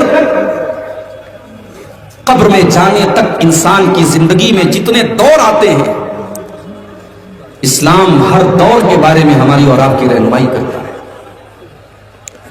जिंदगी का कोई ऐसा पहलू नहीं है जहां आप ये कह सके कि इस्लाम यहां खामोश है, इस्लाम ने हमें कुछ नहीं बताया। यहां तक कि जब आप अपनी नेचुरल जरूरत को पूरा करने के लिए, अपनी फितरी जरूरत को पूरा करने के लिए लैट्रीन में जाते हैं, बाथरूम में जाते हैं, वहां पर आपको बाथरूम में जाने के टाइम कौन सा पांव पहले अंदर लेकर के जाना है और बाहर निकलने के टाइम कौन सा पैर बाहर निकालना है, कौन से हाथ से आपको इस्तिंजा करना है, अगर पत्थर और ढेले से आप इस्तिंजा करते हैं तो कितने ढेले लेने आप, कौन सा हाथ इस्तेमाल करना है, कौन सा हाथ इस्तेमाल नहीं करना है, कहां पर जाकर के इस्तिंजा करना है, कहां नहीं करना है। अल्लाह के प्यारे नबी ने यह भी हमको सिखाया और इसकी भी तालीम दी। हजरत सलमान फारसी रजी अल्लाह ताला अन्हु से किसी ने कहा, मजाक उड़ाते हुए कहा, अल्लमकुम नबियुकुम कुल्ल शै, तुम्हारे नबी ने तो हर चीज तुमको सिखाई है, हर चीज तुमको सिखाई है, तो पेशाब पाखाना करने का तरीका भी सिखाया होगा। हजरत सलमान फारसी कहने लगे कि हाँ, अल्लमना नबियुना सल्लल्लाहु अलैहि वसल्लम कुल्ल शैइन हत्तल खिराआ, हमारे नबी ने ہر چیز کا طریقہ ہم کو سکھایا ہے، یہاں تک کہ پیشاب اور پاخانہ کرنے کے آداب بھی آپ نے ہم کو بتائے ہیں۔ آپ نے ہم کو حکم دیا ہے کہ ہم گوبر یا ہڈی سے استنجا نہ کریں، ہم بائیں ہاتھ سے استنجا نہ کریں، ہم استنجا کے ٹائم قبلہ کی طرف اپنا چہرہ یا اپنی پیٹھ نہ کریں۔ اسلام وہ دین ہے میرے پیارے ساتھ۔ اسی لیے اللہ قرآن میں کہتا ہے اليوم اکملت لکم دینکم واتممت علیکم نعمتی ورضیت لکم الاسلام دینا۔ میں نے اپنے دین کو تمہارے لیے مکمل کر دیا، میں نے اپنی نعمت کو تم پر تمام کر دیا، اور میں نے اسلام کو تمہارے لیے پسند کر لیا۔ اب اسی دین کو تم مانو گے تبھی تم کامیاب ہو سکتے ہو۔ اب قیامت تک اسلام کو چھوڑ کر کے کوئی اور مذہب اللہ تبارک و تعالیٰ کے یہاں نجات نہیں دے سکتا میرے پیارے ساتھ۔ وَمَن يَبْتَغِ غَيْرَ الْإِسْلَامِ دِينًا فَلَن يُقْبَلَ مِنْهُ۔ اگر اسلام کے علاوہ آپ نے کوئی اور راستہ اپنایا تو اللہ تبارک و تعالیٰ کہتا ہے کہ ہم تمہارے اس عمل کو قبول نہیں کریں گے۔ یہ ہے اسلام کی اہمیت۔ اگر آج کوئی مسلمان لڑکی اور کوئی مسلمان لڑکا کسی بھی وجہ سے اگر مرتد ہوتا ہے، اسلام کو چھوڑ کر کے کسی اور مذہب میں جاتا ہے، تو افسوس صرف اس بات کا نہیں ہو رہا ہے کہ ایک مسلمان دوسرے مذہب میں چلا گیا۔ افسوس صرف اس بات کا نہیں ہے کہ مسلمانوں کی تعداد میں کچھ کمی آ گئی اور ایک مسلمان غیر مسلم ہو گیا، نہیں، افسوس اس بات کا ہے کہ کوئی خوشبو چھوڑ کر کے گندگی کو کیسے اپنا سکتا ہے، کوئی اسلام جیسی روشنی کو چھوڑ کر کے اندھیروں میں کیسے جا سکتا ہے۔ میرے ہمیں اور آپ کو اللہ نے اسلام جیسی نعمت دی ہے، اس نعمت پر اللہ کا جتنا بھی شکر ادا کرے کم ہے۔ اور یہ کتنی بڑی نعمت اللہ تعالیٰ نے دی ہے، اس کا احساس ہمیں اور آپ کو قیامت کے دن ہوگا۔ دنیا میں ایک انسان غریب تھا، مزدور تھا، 2 ٹائم کی روٹی کا انتظام بڑی مشکل سے کرتا تھا۔ اس کے پاس دنیا کی کوئی دولت نہیں، کوئی پراپرٹی نہیں، اپنا مکان بھی نہیں ہے، لیکن اس کے پاس ایمان کی دولت ہے، اسلام کی دولت ہے۔ کل قیامت کا دن ہوگا، اللہ کی بارگاہ ہوگی، اللہ کی عدالت ہوگی، وہ غریب آدمی، وہ مزدور آدمی اللہ کے پاس جائے گا، اے اللہ میرے پاس دولت تو نہیں ہے، میرے پاس مکان تو نہیں تھا، میرے پاس پراپرٹی تو نہیں تھی، میرے پاس سونا چاندی تو نہیں تھا، لیکن اے اللہ میں بہت بڑی دولت لے کر کے آیا ہوں، میں اسلام کی دولت لے کر کے آیا ہوں، میں ایمان کی دولت لے کر کے آیا ہوں، اے اللہ میں مرتے دم تک اسلام کے اوپر قائم رہا، میں ایمان کے اوپر قائم رہا، میں نے زندگی کی آخری سانس تک اسلام سے کوئی سمجھوتا نہیں کیا۔ اللہ تعالیٰ اس کو جنت میں داخل کرے گا۔ دوسری طرف ایک کروڑ پتی نہیں، ارب پتی نہیں، کھرب پتی انسان آئے گا جس کے پاس دولت کی کوئی کمی نہیں، جس کے پاس روپے پیسے کی کوئی کمی نہیں، ساری دنیا کی دولت وہ لے کر کے آیا مگر ایمان کی دولت وہ لے کر کے نہیں آیا۔ اللہ فرماتا ہے قرآن کے اندر ان الذین کفروا وماتوا وهم کفار فلن يقبل من احدهم ملء الارض ذهبا۔ وہ لوگوں جو اسلام کے بغیر دنیا سے چلے گئے، جو ایمان کے بغیر دنیا سے چلے گئے، جو کفر کی حالت میں دنیا سے چلے گئے، وہ کل قیامت کے دن زمین بھر کے سونا بھی اگر لے کے آ جائیں، زمین بھر کے سونا دے کر کے بھی وہ اللہ کے عذاب سے اپنے آپ کو نہیں بچا سکتے، وہ جہنم کی آگ سے اپنے آپ کو نہیں بچا سکتے۔ یہ انمول دولت اللہ نے ہمیں اور آپ کو دی۔ اللہ نے اسلام کی شکل میں ایک ایسا دین ہمیں اور آپ کو دیا ہے جو دین کامل ہے، لیکن افسوس کی بات یہی ہے کہ اس نعمت کی آج ہمیں اور آپ کو ویلیو نہیں پتا، اس کا مہتو نہیں پتا، اس کی قیمت نہیں پتا۔ ہم نے سمجھا کہ اسلام صرف اس کا نام ہے کہ مسجد میں 5 ٹائم کی نماز پڑھی جائے، رمضان کا مہینہ ہے تو 30 روزے رکھ لیے جائیں، 29 روزے رکھ لیے جائیں، اسلام کا حق ادا ہو گیا۔ اللہ نے دولت دی ہے تو سال میں نئی زندگی میں ایک بار حج کر لیا جائے، ہر سال اپنے مال کی 2.5% زکات نکالی جائے۔ ہم نے سمجھا کہ اسلام بس انہی چیزوں کا نام ہے۔ نہیں میرے پیارے ساتھیوں، اسلام اگر عبادت کا نام ہے، اسلام روزہ اور نماز کا نام ہے، تو اسلام معاملات کا بھی نام ہے، اسلام شادی بیاہ کا بھی نام ہے، اسلام لین دین کا بھی نام ہے، اسلام اخلاق کا بھی نام ہے. آپ سماج میں کیسے رہتے ہیں، کیسے کاروبار کرتے ہیں، کیسے شادی بیاہ کرتے ہیں، کیسے لین دین کرتے ہیں، اسلام اس کی بھی آپ کو شکشا دیتا ہے، تعلیم دیتا ہے. شادی انسان کی زندگی کا بڑا ہی امپورٹنٹ حصہ ہے میرے پیارے بھائی. مرد جوان ہو گیا، عورت جوان ہو گئی، لڑکا بالغ ہو گیا، لڑکی بالغ ہو گئی. اب ظاہر ہے اللہ تعالیٰ نے دونوں کے اندر ایک اٹریکشن رکھا ہے، ایک کشش رکھی ہے، ایک آکرشن رکھا ہے. مرد کو عورت کی ضرورت ہے، عورت کو مرد کی ضرورت ہے. اب کون سا طریقہ اپنایا جائے کہ مرد اور عورت کے درمیان تعلق جائز ہو جائے، صحیح ہو جائے؟ اسلام نے اس کے لیے نکاح کا سسٹم بنایا، شادی کا سسٹم بنایا. اور جب اسلام نے نکاح کا سسٹم بنایا تو اسلام نے یہ بھی بتایا کہ اس نکاح کے اندر ہم نے محبت رکھی ہے. اس نکاح کے ذریعے مرد اور عورت کے بیچ میں ہم محبت پیدا کر دیتے ہیں، ہم دل کو جوڑ دیتے ہیں. ابھی 14 فروری کی تاریخ گزری ہے، ویلنٹائنس ڈے پوری دنیا میں منایا جاتا ہے. اس کو محبت کے نام سے لوگ یاد کرتے ہیں. محبت کا دن ہے، عشق کا دن ہے، پیار کا دن ہے. اچھا، بڑے مزے کی بات ہے، ویلنٹائنس ڈے منانے والوں سے پوچھو تمہاری بہن کو کوئی گلاب کا پھول دیا کہ نہیں دیا تو بھڑک جائے گا. تم کیسی بات کر رہے ہو؟ تم نے کسی کی بہن کو گلاب کا پھول دیا، تم نے کسی کی بہن کے ساتھ ویلنٹائنس ڈے منایا تو بہت اچھی بات ہے. تمہاری بہن نے کس کے ساتھ منایا میں نے پوچھ لیا تو تم کو برا لگ گیا. اس کا مطلب یہ ہوا کہ تم جس کو محبت کا نام دے رہے ہو، جس کو پیار کہہ رہے ہو، جس کو لو کہہ رہے ہو، جس کو عشق کہہ رہے ہو، یہ عشق نہیں ہے، یہ لو نہیں ہے، یہ پیار نہیں ہے، یہ ہوس ہے، یہ لشٹ ہے، یہ واسنا ہے، یہ جسم کی بھوک ہے، اور یہ ٹائم پاس ہے. اور یہ اسی لیے آج آپ دیکھیے کہ لوگ لو اور پیار کے نام پر آج ایک دوسرے سے تعلق قائم کرتے ہیں، اور جب جی بھر جاتا ہے تو جس طریقے سے قلم استعمال کرنے کے بعد قلم کو پھینک دیا جاتا ہے، رشتوں کو بھی لوگ پھینک دیتے ہیں. لیکن جب ایک لڑکا لڑکی کے درمیان نکاح کا مقدس پوتر بندھن بنتا ہے، جب نکاح ہوتا ہے، جب مولوی صاحب قرآن کی آیتیں پڑھ کر کے لڑکے سے کہتے ہیں میں نے آپ کا نکاح فلانا کے ساتھ کر دیا، آپ نے قبول کر لیا، لڑکا کہتا ہاں میں نے قبول کر لیا. جب اللہ کا نام لے کر کے جب یہ ایجاب و قبول ہوتا ہے اور نکاح کا رشتہ جب وجود میں آتا ہے تو اللہ قرآن میں کہتا ہے کہ اب ہم محبت پیدا کرتے ہیں. اور یہ عجیب و غریب محبت ہے جو ریسٹورنٹ میں پیدا نہیں ہو سکتی، جو کسی پارک کے اندر پیدا نہیں ہو سکتی، جو کسی کالج کے کمرے کے اندر پیدا نہیں ہو سکتی، جو دنیا کے کسی گندے روم میں پیدا نہیں ہو سکتی. یہ محبت پیدا ہوتی ہے نکاح کے ساتھ.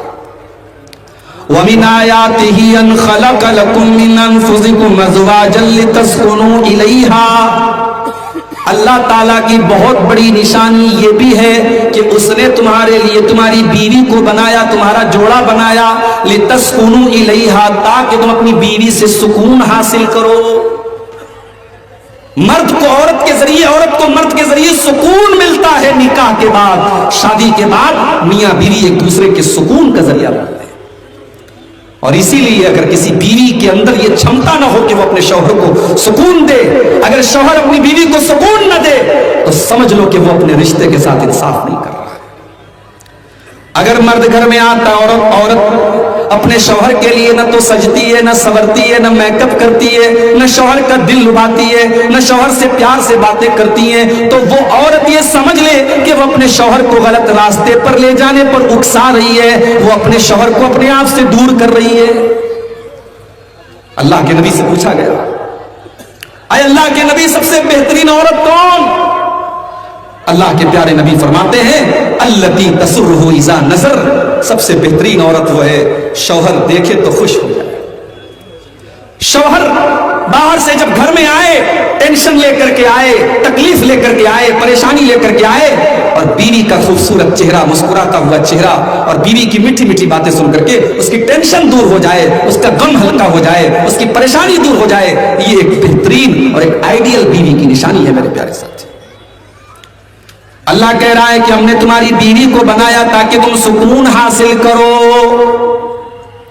وَجَعَلَ بَيْنَكُمْ مَوَدَّةً وَرَحْمَةً، اور اللہ کہتا ہے کہ ہم نے میاں بیوی کے درمیان محبت پیدا کر دی اور رحمت پیدا کر دی. کبھی کبھی کچھ نوجوان مجھ سے فون کر کے پوچھتے ہیں مولوی صاحب اسلام میں پیار کرنا کیسا ہے، اسلام میں محبت کرنا کیسا ہے؟ میں نے کہا بہت اچھا ہے، اسلام محبت والا دین ہے، پیار والا دین ہے، مگر ناجائز پیار نہیں، جائز پیار۔ اسلام جائز پیار کا حکم دیتا ہے، اور وہ جائز پیار نکاح کے ذریعے پیدا ہوتا ہے۔ وہ پیار جو اللہ شوہر کے دل میں ڈالتا ہے، وہ پیار جو بیوی کے دل میں اللہ ڈالتا ہے۔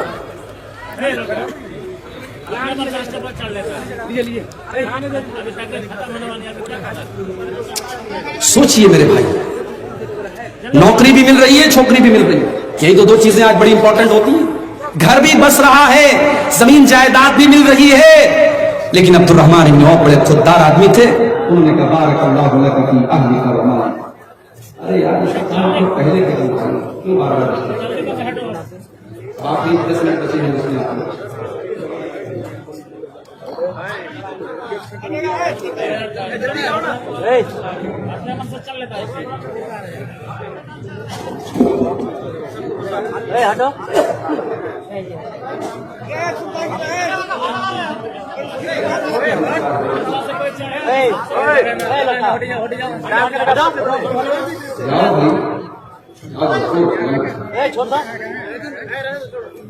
عبد الرحمن بن عوف رضی اللہ تعالیٰ عنہ خوددار آدمی تھے۔ ہم اور آپ ہوتے تو فری میں مل رہا ہے، جو فری میں ملتا ہے اس کو کون چھوڑتا ہے؟ عبد الرحمن بن عوف کہتے کہ میرے بھائی اللہ تیرے مال میں برکت دے، تیرے پریوار میں برکت دے، مجھے تیری بیوی سے شادی نہیں کرنا، مجھے تیرا گھر مکان نہیں چاہیے، مجھے تیرا مال نہیں چاہیے، میں خوددار آدمی ہوں، میں بزنس مین آدمی ہوں، مجھے تم بزنس کرنے کا راستہ بتاؤ، مجھے بازار کا راستہ بتاؤ، مارکیٹ کا پتہ بتاؤ۔ مارکیٹ کا پتہ بتایا گیا۔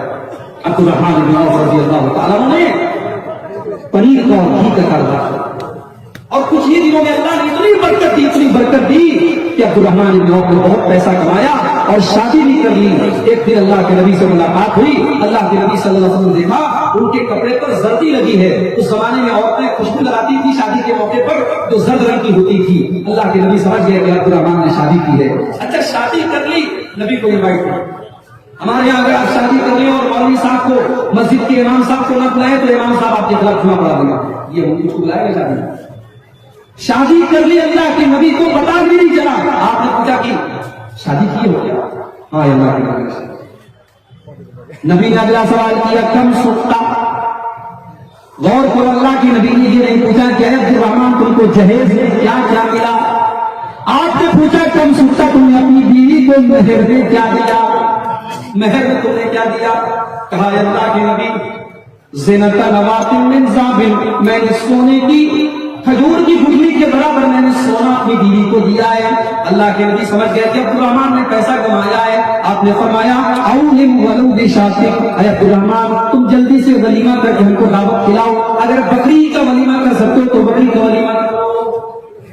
ہمارے یہاں ولیمہ میں بھی بڑی خصوصیت ہے، جو بڑے بڑے کروڑ پتی لوگ ہیں پورے علاقے کے بڑے بڑے چودھری اور بڑے بڑے پردھان اور بڑے بڑے نیتاؤں کو بلاتے ہیں، ان کے پڑوس میں غریب آدمی ہیں اس غریب کو وہ نہیں بلاتے ہیں، اور پورے گاؤں کے بڑے بڑے کروڑ پتیوں کو بلاتے ہیں۔ میرے پیارے بھائیوں، اللہ کے نبی نے اس کو سب سے برا ولیمہ کہا ہے، شر الطعام طعام الولیمہ۔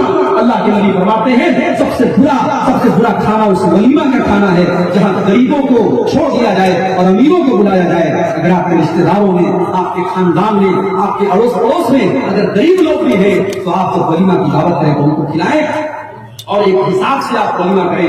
ضروری نہیں ہے کہ آپ، ابھی میں کشمیر گیا تھا پچھلے سال، کشمیر میں لوگوں نے مجھے بتایا کہ شادی کے موقع پر 17 ٹائپ کے 18 ٹائپ کے وہاں شادی کے موقع پر گوشت ملتے ہیں، 18 طریقے کے الگ الگ۔ آپ کے تو سیمانچل میں تو گوشت کا مطلب صرف گوشت ہوتا ہے، اس میں مرچا ڈال دیا، مسالہ ڈال دیا، تیل ڈال دیا، ڈھیر سارا جھول ڈال دیا، ہو گیا گوشت ہو گیا۔ ہمارے یہاں تو قیمہ نہیں ہے، کباب نہیں ہے، کوفتہ نہیں ہے، لیکن کشمیر میں 18 ٹائپ کے گوشت ملتے ہیں۔ حیدرآباد میں کم سے کم 5 طریقے کی بریانی ہوتی ہے، 10 طریقے کا سالن ہوتا ہے۔ غریب آدمی بیچارہ وہ اس رسم و رواج کے بندھن میں بندھ جاتا ہے۔ ان رسم و رواج سے اپنی گردن اپنے آپ کو آزاد کرو۔ ہمارے نبی ہم کو رسم و رواج کے بندھنوں سے آزاد کرنے کے لیے آئے۔ اللہ نے قرآن میں سورہ اعراف کی آیت نمبر 157 میں فرمایا الذین یتبعون الرسول النبی النبی الذی یجدونہ مکتوبا عندہم فی التوراۃ والانجیل۔ میرے نبی کا تذکرہ تم کو تورات میں بھی ملے گا، تم کو انجیل میں بھی ملے گا، تم کو تمام آسمانی کتابوں میں ملے گا۔ یامرہم بالمعروف، میرا نبی تم کو نیکیوں کا حکم دیتا ہے، وینہاہم عن المنکر، تم کو برائیوں سے روکتا ہے، ویحل لہم الطیبات، میرا نبی پاکیزہ چیزوں کو تمہارے لیے حلال کرتا ہے، ویحرم علیہم الخبائث، اور ناپاک چیزوں کو تمہارے لیے حرام کرتا ہے، ویضع عنہم اصرہم والاغلال التي كانت علیہم، اور میرا نبی تم کو رسم و رواج کے بندھنوں سے مکت کرتا ہے، آزاد کرتا ہے۔ اللہ کے نبی ہمیں رسم و رواج کے بندھنوں سے آزاد کرتا ہے۔ 1400 سال پہلے عرب کی دھرتی پر جب لڑکی پیدا ہوتی تھی، اس لڑکی کو بھی لوگ غلط مانتے تھے اور اس لڑکی کو زندہ زمین میں جا کر کے گاڑا۔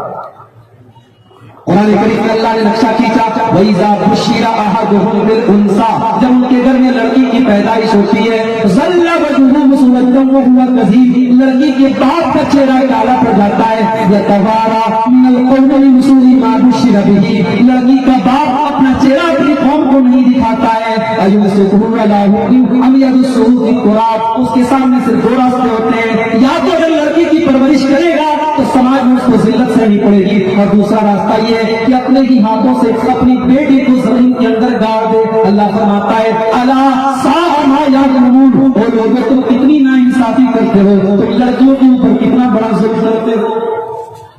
میرے نبی نے اس رسم کو ختم کیا اور دنیا کو بتایا کہ لڑکی بوجھ نہیں ہے، لڑکی رحمت ہے، اور اللہ کے نبی نے فرمایا من اعلی جاریتین، جس کو اللہ تعالیٰ دو لڑکیاں دے دے اور ان دو لڑکیوں کی وہ صحیح طریقے سے پرورش کرے، حتیٰ تک لوگا، یہاں تک کہ وہ دونوں لڑکیاں جوان ہو جائیں، بالغ ہو جائیں، ان کا سارا حق ادا کر دے۔ لڑکی کا حق کیا ہے؟ لڑکی کا حق صرف یہ نہیں ہے کہ آپ شادی کریں، لڑکی کا حق یہ بھی ہے کہ آپ کے مرنے کے بعد آپ کی پراپرٹی میں جو وراثت ہے وہ لڑکی کو ملے۔ اگر جہیز کو بند کر کے آپ یہ ماحول بنائیں، جہیز کا لین دین بند کر دیں، اور یہ ماحول اگر صرف شیرشاہ آبادی برادری میں، میں جانتا ہوں بڑی طاقت، آپ کی برادری میں بڑی طاقت ہے، بڑی یونٹی ہے۔ میں کٹیہار سے لے کر کے ارریا اور کشن گنج اور ٹھاکر گنج تک کے پورے علاقے میں گیا ہوں، اور میں نے دیکھا ہے کہ بڑی یونٹی ہے اس برادری میں۔ میرے بھائیوں، اگر اس یونٹی کا استعمال، اگر یہ پوری برادری، اگر آپ کے علماء اور آپ کے جو قائدین ہیں شیرشاہ آبادی ایسوسی ایشن کے جو ذمہ دار ہیں، اگر وہ یہ طے کر لیں کہ ہم اپنی شادیوں میں جہیز کا لین دین نہیں کریں گے، اور ہاں ہماری پراپرٹی میں جو حصہ ہماری بیٹی کا بنے گا ہماری وفات کے بعد ہماری بیٹی کو ملے گا، اگر یہ ماحول بھی آپ پیدا کریں تو میں سمجھتا ہوں کہ جہیز کا لین دین کریں، اس لیے کہ جہیز ایک طرف غلط ہے، حرام ہے، ناجائز ہے، اور دوسری طرف لڑکی کا جو حق ہے پراپرٹی میں وہ اللہ نے بنایا ہے، آج اس سے ہمارا اپنی بیٹیوں کو محروم ہے۔ للرجال نصیب مما ترک الوالدان والاقربون وللنساء نصیب مما ترک الوالدان والاقربون۔ اللہ فرماتا ہے کہ جس طریقے سے اپنے ماں باپ کے ترکے میں لڑکے کا حصہ ہے، اسی طریقے سے اپنے ماں باپ کے ترکے میں لڑکیوں کا بھی حصہ ہے۔ آپ کی بیٹی کا جو حق بنتا ہے میرے پیارے ساتھیوں، وہ حق بھی اپنی بیٹی کو آپ کو دینا ہے۔ اگر آپ نے نہیں دیا یا اپنے بچوں کو وصیت نہیں کی تو کل قیامت میں ہماری اور آپ کی گردن پکڑی جائے گی۔ اللہ کے نبی فرماتے ہیں جس نے دو بیٹیوں کی پرورش کی اور وہ بیٹیاں جوان ہو گئی اور اس کی شادی کر دی اس نے، اللہ کے نبی کہتے ہیں جاء یوم القیامت انا وہو کہاتین، قیامت کے دن وہ اس حال میں آئے گا جیسے یہ دونوں انگلیاں ایک دوسرے کے ساتھ سٹی ہوئی ہیں، یہ دونوں انگلیاں ایک دوسرے کے ساتھ جڑی ہوئی ہیں۔ کل قیامت کے دن دو لڑکیوں کا باپ جس نے اپنی لڑکیوں کی صحیح پرورش کی تھی وہ کل قیامت کے دن اس حال ہے۔ یہ دو سوال آیا ہے، جہیز کی رقم سے نکاح کرنا اور مہر دینا کیسے؟ ظاہر ہے مہر دینا شوہر کا حق ہے اور وہ اس سے رقم لے کر کے دے رہا ہے، تو اب شرعی اعتبار سے ہم یہ تو نہیں کہہ سکتے کہ یہ حرام اور ناجائز ہے۔ بھئی لڑکے کی شادی ہوئی، لڑکا کسی سے قرضہ لے کر کے بھی مہر دے سکتا ہے، مگر یہاں آپ نے جو حق آپ کا تھا وہ آپ لڑکی والوں سے لے رہے ہیں، اس لیے بالکل غلط ہے۔ آپ کی ذمہ داری تھی کہ آپ مہر کا انتظام کرتے، آپ نے لڑکی والوں سے ہی لے کر کے اس کو مہر دے دیا تو آپ نے مہر دیا تھا، آپ نے تو انہیں کا پیسہ انہیں کو لوٹا دیا، اس لیے یہ بالکل غلط رسم ہے، اس کو آپ ختم کریں، یہ بالکل ظلم ہے اور نکاح کے مقصد کے خلاف ہے۔ نکاح میں مہر کی جو ذمہ داری ہے وہ مرد کی بنانی۔ اگر نکاح غلط ہے اور مہر بھی ادا نہ ہوا تو پھر وہ رشتہ کیسا ہے؟ دیکھیے مہر تو ادا ہو جائے گا لیکن یہ چیز غلط ہے لڑکے کو چاہیے کہ وہ مہر کی جو رقم اس نے دی ہے وہ چونکہ اسے اپنی جیب سے ہی دیے، لڑکی والوں سے لے کر کے بھی ہے، اس کو چاہیے کہ وہ جلد سے جلد انتظام کر کے اپنے پیسے سے اور اپنی کمائی سے اپنی بیوی کو مہر دے تاکہ اس کا مہر صحیح طریقے سے ادا ہو۔ لیکن چونکہ مہر کے معاملے میں بڑی گنجائش ہے، مہر روپیہ پیسہ کے ذریعے بھی ہو سکتا ہے، مہر سونے چاندی کے زیور کے ذریعے بھی ہو سکتا ہے۔ ایسا بھی ہوا ہے کہ ایک صحابی کو قرآن کی صورتیں یاد تھی، انہوں نے اس شرط پر اللہ کے نبی ان کا نکاح کر دیا کہ تم قرآن کی یہ صورتیں اپنی بیوی کو سکھا دو۔ انہوں نے اپنی بیوی کو قرآن سکھا دیا اور وہ قرآن کا سکھانا ہی ان کا مہر بنا۔ ام سلیم رضی اللہ تعالیٰ عنہ کا نکاح حضرت ابو طلحہ کے ساتھ ہوا اور ان کے نکاح کا مہر یہ تھا، ام سلیم نے کہا اگر آپ اسلام قبول کر لیں اور مسلمان ہو جائیں تو مجھے الگ سے کوئی مہر نہیں چاہیے، آپ کا اسلام قبول کر لینا ہی میرا مہر ہے۔ تو مہر کے معاملے میں گنجائش ہے، مہر میں بہت ساری چیزیں ہو سکتی ہیں۔ اگر کسی جگہ ایسا ہوا ہے کہ لڑکی والوں سے پیسہ لے کر کے مہر دیا گیا ہے تو شوہر کو چاہیے ایز سون ایز پاسبل، جتنا جلدی ممکن ہو مہر کی رقم کا انتظام کرے اور بیوی کو مہر دے۔ تو میرے بھائیوں، یہ جو جہیز کی رسم ہے اس کو اگر ہم نے بند نہیں کیا تو اس کے ذمہ دار ہم سب مانے، پورا سماج مانا جائے گا۔ بنی اسرائیل کے اوپر لعنت کی گئی اسی لیے کانوا لا یتناہون عن منکر فعلوہ، جب بنی اسرائیل کے بیچ میں کوئی غلط کام ہوتا تھا وہ ایک دوسرے کو منع نہیں کرتے تھے۔ میں کہتا ہوں علماء طے کر لیں، ہم نکاح نہیں پڑھا، علماء طے کر لیں، اگر جمعیت یہ طے کر لیتی ہے میں فلاں مدرسے کو توسیع نہیں دوں گا دوں گی اور کو نہیں دیتے تو مدرسے والے پریشان ہوتے ہیں۔ علماء طے کر لیں، آپ کے شیخ صاحبادی کو علماء طے کر لیں، ہم نکاح نہیں پڑھائیں گے جہاں جہیز کا نہیں۔ ایک زمانہ تھا ہمارے بنارس میں بھی شادی بیاہ میں ڈھول تاشے بجتے، بارات نکلتی تھی ڈھول بجتا تھا، ناچ گانا ہوتا تھا مسلمانوں کے درمیان۔ اس زمانے میں علماء نے مل کر کے فتویٰ دیا یہ حرام ہے اور نکاح نہیں پڑھانا۔ علماء نے ایکشن لیا اور آج بنارس سے لعنت ختم ہو گئی۔ میرے خیال آپ کی برادری سے بھی جہیز کی لعنت ختم ہو سکتی ہے۔ میرے بھائیوں، وہ آدمی جو اپنی جوان بیٹی آپ کو دیکھا اس کے دل پر کیا گزر کر سوچا ہے؟ کہنے کو تو لڑکی کی شادی خوشی کا دن ہے، لڑکی کی شادی ہو رہی ہے، لڑکی کا باپ دعوت کھلا رہا ہے لوگوں کو، مگر میں اس لڑکی کے باپ کے دل سے جا کے پوچھا جس بیٹی کو اس نے محبتوں سے پالا، جس لڑکی کی آنکھوں میں کبھی آنسو نہیں آنے دیا، جس کو پڑھایا لکھایا، جس کی ہر ڈیمانڈ کو پورا کیا، آج اس لڑکی کو اللہ کا نام لے کر تمہارے حوالے ایک کلمے کی بنیاد پر، ایک نکاح کی بنیاد پر اس لڑکی کو تمہارے حوالے کر، اور تم اتنے بڑے بغیرت ہو کہ اس لڑکی کے باپ سے تم جہیز دے دو۔ وہ بیچارہ اپنا گھر مکان بیچ کے، اپنا خون بیچ کے تمہیں جہیز دے۔ میرے بھائی، اسلام کو چھوڑ دو، قرآن کو چھوڑ دو، اپنی عقل سے سوچو، اپنی کامن سینس سے سوچو کہ جہیز کی ڈیمانڈ کرنے والا کتنا بڑا ظالم ہے، کتنا بڑا حیوان ہے، انسانیت سے گری ہوئی ہے۔ اور ایک آخری واقعہ سنا کر بات ختم کر رہا ہوں، اس جہیز میں کتنے لوگوں کی جان ہے۔ بڑا مشہور واقعہ آپ نے تقریروں میں بھی سنا ہوگا، واقعہ یہ کتابوں میں لکھا ہے، اللہ عالم اس کی حقیقت کیا ہے، یہ آتھینٹک پروف نہیں ہے لیکن کتابوں میں یہ واقعہ درج ہے، کیونکہ یہ واقعہ نبی کے تعلق سے نہیں ہے، صحابہ کے تعلق سے نہیں ہے، بات کا واقعہ ہے، بیان کیا جا سکتا ہے۔ ہندوستان کا اردو زبان کا بہت بڑا مشہور شاعر گزرا ہے میر تقی، اس کی سیرت کے والوں نے، اس کی زندگی کے بارے میں لکھنے والوں نے، اس کی لائف اسٹوری لکھنے والوں نے لکھا، میر تقی کی ایک بیٹی تھی، بڑی خوبصورت تھی، پڑھی لکھی تھی، لاڈ پیار سے کھانا پروستی، رشتہ تلاش کر رہا تھا، رشتے جتنے مل رہے تھے سب میں جہیز کی ڈیمانڈ۔ ایک رشتہ ملا، رشتہ اچھا تھا، جہیز کی لمبی تھوڑی ڈیمانڈ تھی، یہ تقی مجبور ہو کر ٹھیک ہے ہمارا سارا ڈیمانڈ، رشتہ طے ہو گیا، شادی کی تاریخ پڑ گئی، میر تقی میر گھر آیا، اپنی بیٹی کی جہیز کی لسٹ اس کے ہاتھ میں ہے، وہ سوچ رہا ہے کہ اپنی بیٹی کی جہیز کی ڈیمانڈ میں کیسے پوری کروں، میرے پاس تو اتنی دولت نہیں، میں تو شاعر آدمی ہوں، میرے پاس تو انکم کا کوئی سورس بھی نہیں۔ اس نے اپنے گھر کو بیچ دیا، اس نے کہا میری ایک ہی بیٹی ہے، اس کی شادی ہو جائے گی، میں کرائے کے مکان میں رہ لوں گا، میں کہیں بھی رہ لوں گا، میں اپنے مکان کو بیچ کر کے اپنی بیٹی کی خوشیوں کو خرید لیتا ہوں۔ اس نے مکان کو بیچ دیا، بیٹی کو خبر لگنے نہیں دی، اپنے مکان کا سودا کر لیا، اور مکان جس کو بیچا تھا اس نے یہ طے کر لیا کہ جب تک میری بیٹی کی شادی نہیں ہو جاتی تب تک میں مکان خالی نہیں کروں گا۔ سودا طے ہو گیا، خریدار نے اس کو پیسے بھی دے دیے، اس نے بیٹی کے جہیز کا سارا انتظام کر لیا، شادی کی تاریخ آ گئی، شادی کی تاریخ آ گئی، اور میر تقی میر کی بیٹی دلہن بنا دی گئی، سجا دی گئی، سوار دی گئی، زیب و زینت اس کی کر دی گئی، لیکن شادی کے دن میر تقی میر کی بیٹی کو بھڑک لگ گئی کہ میرے باپ نے میری خوشیوں کے لیے اپنے آشیانے کو بیچ ڈالا، اپنے گھر کو بیچ ڈالا، اپنے گھر کو کسا ڈالا۔ میر تقی میر کی بیٹی کے دل پر، اور ہر بیٹی کے دل پر چوٹ لگتی ہے جس بیٹی کو یہ پتا چلتا ہے کہ میرے باپ نے میرے جہیز کو پورا کرنے کے لیے قرضہ لیا ہے، بینک سے لون لیا ہے، لوگوں سے قرضہ لیا ہے، اس بیٹی کے دل کو چوٹ لگتی ہے۔ کبھی کبھی وہ بیٹی سوچتی ہے کہ میں اتنی بڑی بوجھ بن گئی اپنے باپ کے لیے، میرا باپ میری خوشی کے لیے قرضہ لے رہا ہے، لون لے رہا ہے بینک سے۔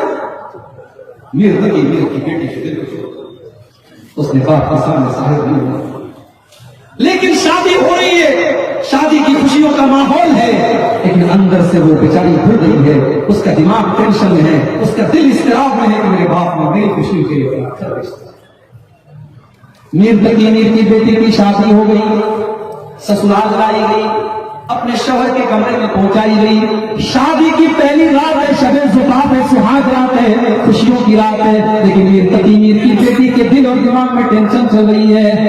اس کا شوہر جب اس سے ملنے کے لیے آتا ہے، دیکھتا ہے میری بیوی کی آنکھوں میں آنسو ہے، پوچھتا ہے کیا بات ہے؟ میر تقی میر کی بیٹی کہتی ہے کہ آپ کے گھر والوں کی ڈیمانڈ کو پورا کرنے کے لیے میرے باپ نے اپنا مکان بیچ ڈالا تھا۔ اور اتنا کہتے کہتے وہ رونے لگی اور اس کے دل کو ایسا صدمہ لگا، میر تقی میر کی بیٹی کا ہارٹ اٹیک ہو گیا، اس کے دل کی حرکت رک گئی اور آن دا اسپاٹ اس کا انتقال ہو گیا، مر گئی۔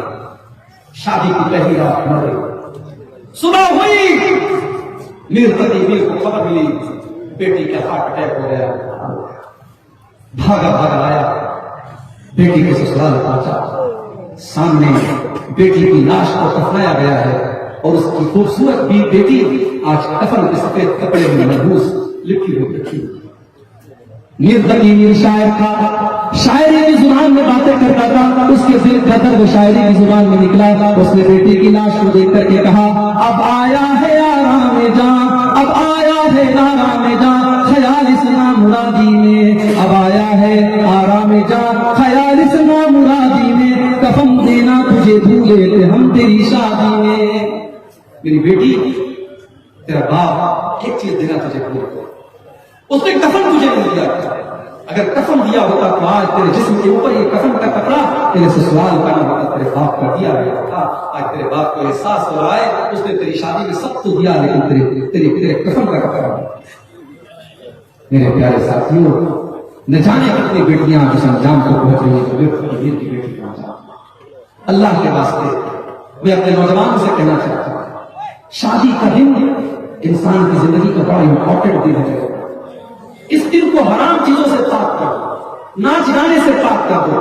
یہ بارات کی ڈیمانڈ بھئی ایک چیز ہوتی ہے، لڑکی کا باپ اپنی خوشی سے کہتا چلو بھائی ٹھیک ہے آپ 20 لوگوں کو لے کے آ جانا، ہم دعوت کھلا دیں، حالانکہ اس سے بھی بچنا چاہیے۔ اسلام نے لڑکی کے باپ کے اوپر کوئی بوجھ نہیں ڈالا، لیکن جب لڑکی کا باپ اپنی خوشی سے کچھ لوگوں کو دعوت دے دیا، یہاں تو باقاعدہ صاحب ڈیمانڈ ہوتی ہے ہم 200 لوگوں کو لے کر کے آئے اور بہترین گوشت ہونا چاہیے، ایک دم بھالو بہترین گوشت، چاول اور یہ اور وہ، اور ہمارے یہاں تو نئی کی بارات میں جو ہے باقاعدہ کھانے کے پہلے ناشتہ چلتا ہے، پٹائی میں جو ہے وہ میٹھا ہونا چاہیے اور یہ اور وہ ہونا چاہیے۔